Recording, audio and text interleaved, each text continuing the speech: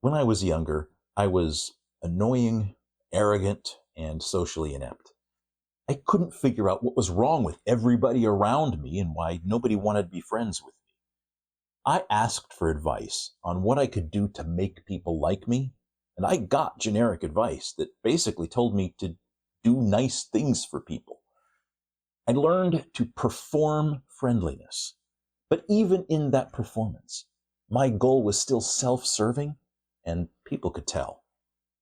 But as I advanced in my career, I noticed a pattern among those that I respected the most. When we talked, they would often make reference to things that came up in previous conversations. Sometimes these were technical topics, sometimes business, and sometimes simply personal. I remember once in particular when I showed up to work one weekend for a special project, and I was greeted with the question, "How's your boy?" The day before, I had mentioned how my son wasn't feeling well, and this leader remembered. I felt seen. I felt noticed. I felt important. This was more than just that person's performance of friendliness that morning. His question about my son happened only because he was listening and paying attention the day before.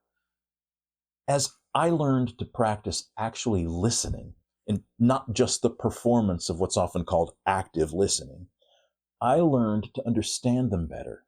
I learned to collaborate with them better. And I even learned to help reconcile differences between groups with competing perspectives. If you want to kindle a warm and friendly workplace environment, focus less on performing friendly behaviors and concentrate on listening so you can understand others better. The more you understand them, the more friendly behaviors will come naturally. If you'd like to explore your situation more deeply, let's talk. Visit stevedwyer.com/talk to start the conversation.